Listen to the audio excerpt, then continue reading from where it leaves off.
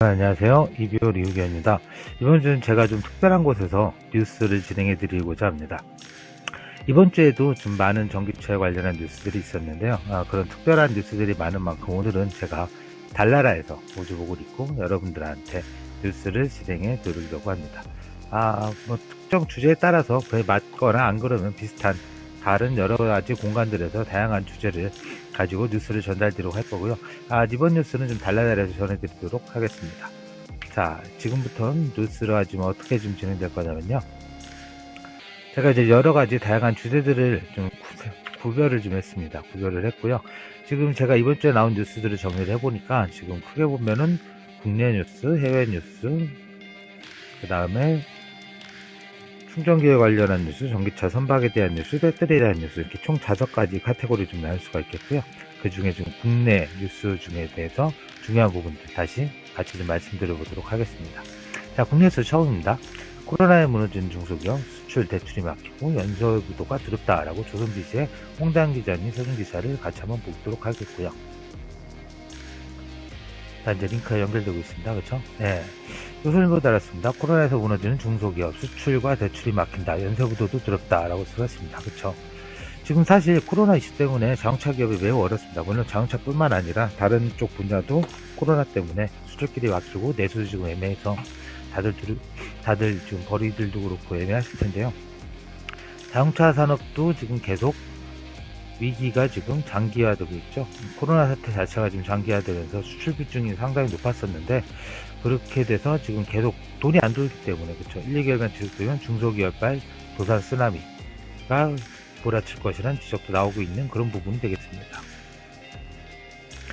특히나 이제 해외 완성차 공장이 코로나 때문에 지금 가동을 못하게 돼 있죠. 지금 미국 같은 경우도 그렇고 지금 전 세계적으로 봤을 때 중국이랑 우리나라만 그나마 이제 공장 가동률이 좀 좋고 미국은 이제 트럼프 아저씨가 열심히 그냥 공장을 돌리려고 하는데 돌리자마자 다른 공장에서 또 육가 공장에서 코로나가 계속 확산되는 현상들이 좀 나와서 좀 애매모호합니다. 그렇죠? 지금 테슬라 같은 경우에는 어쨌든 반대를 좀 못 쓰고 다시 공장을 오픈해서 열심히 돌리고 있긴 한데 뭐 방역이나 이런 부분도 잘 돼야겠죠. 근데 방역의 문제가 아니라 또 이제 계속 물량을 좀 만들어내는 수요가 완전히 죽었다는 게 그거 자체가 지금 되게 이제 큰 문제가 되고 있고요.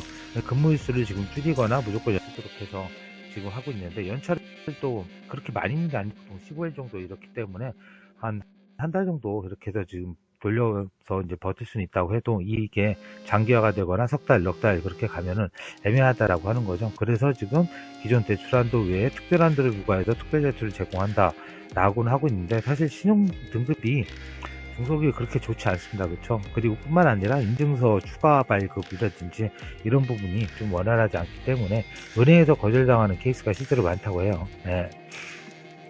그래서 지금 한두 달 안에 빨리 자금난이 해소되지 않고 3개월 정도 이후에 뭔가 이렇게 예전처럼은 아니더라도 조금이라도 현금이 좀 돌아갈 수 있는 구조가 되지 않으면은 상당히 지금 애매하거나 안 그러면은 계속해서 체인 리액션으로 부도가 나는 사태가 생길 수 있다라는 게 지금 관측이 되고 있다라는 거죠. 매우 좀 안 좋은 상황이죠. 그렇죠? 자, 두 번째 뉴스 일단 비슷합니다. 두 번째 뉴스 한국자동차공학회에서 무리한 전기차 보급 사업이 타산업에 대한 밀기를 초래했다라고 하는 뉴스가 되고요. 조선비즈의 변지희 기자님이 다뤄주신 뉴스입니다. 자, 이건 역시 조금 더 확대해서 보겠습니다.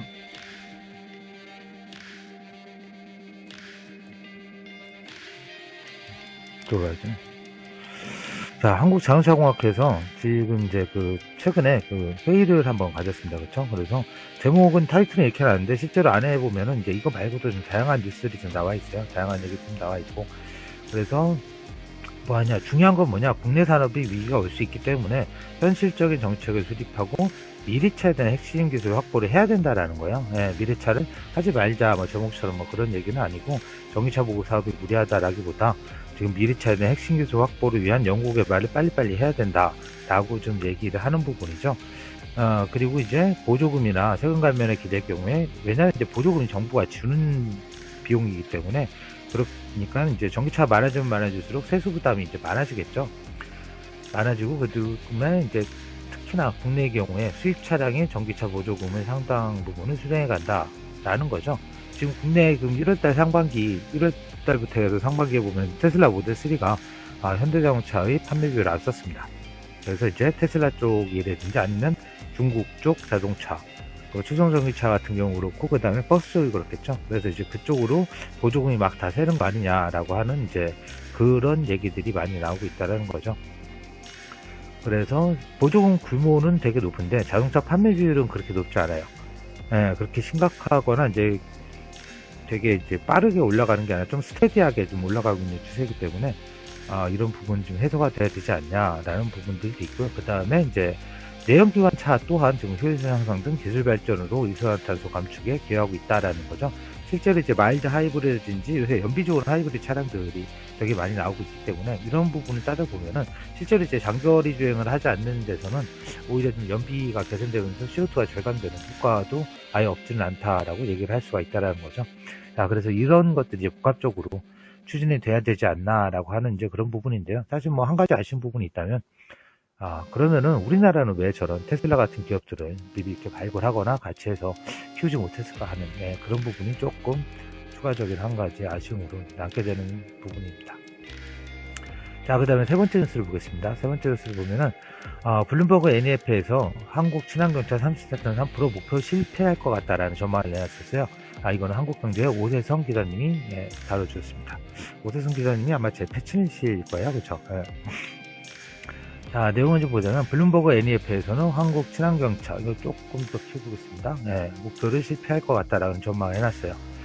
자, 그래서 어떻게 되는 거냐? 지금 블룸버그 NEF에서는 연간 전기차 판매 전망을 발표하면서 우리나라는 전기차 보급률이 22.4%, 수소 전기차는 1% 정도, 목표는 원래 2030년까지 친환경차를 33.3% 마켓쉐어를 하겠다. 이게 작년 10월에 발표된 거죠.